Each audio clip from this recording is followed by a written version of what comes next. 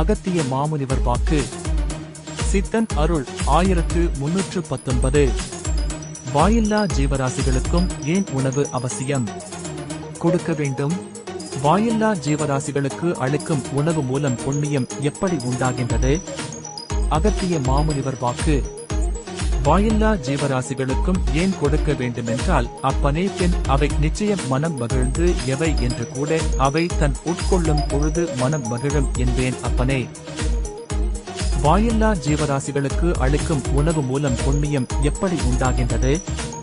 அகத்திய மாமுனிவர் வாக்கு. அவ்வாறு மனமகிழும் பொழுது அதனுள் வாயில்லா ஜீவராசிகளுக்கு பல சக்திகளும் காணப்படும் என்பேன் அப்பனே. அதை அவைகள் உமிழும் என்பேன் அப்பனே. அகத்திய மாமுனிவர் வாக்கு.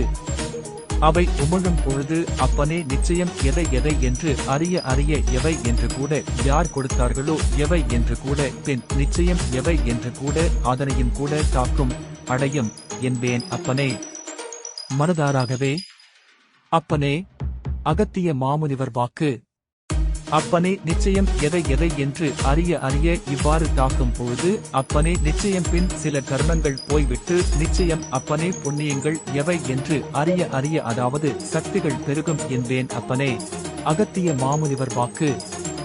அதனால்தான் புண்ணியங்கள் செய்யுங்கள் புண்ணியங்கள் செய்யுங்கள் என்றெல்லாம் அப்பனே சொல்லிக் கொண்டிருக்கின்றேன் அப்பனே. அகத்திய மாமுனிவர் வாக்கு. இவ்வளவுதான். உங்கள் சக்திகள் கூடும்.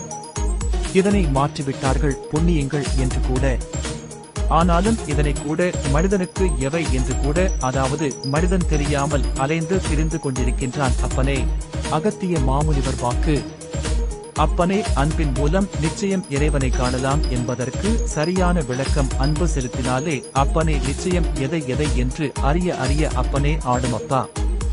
எவை எவை என்று அறிய அறிய அனுவானது. அகத்திய மாமுனிவர் வாக்கு. கர்மங்கள் செய்க கர்மங்கள் செய்க கர்மங்கள் செய்க. ஓம் அன்னை ஸ்ரீ லோபாமுத்ரா உடனுரை அகத்திய மாமுனிவர் திருவடிகளில் சமர்ப்பணம்.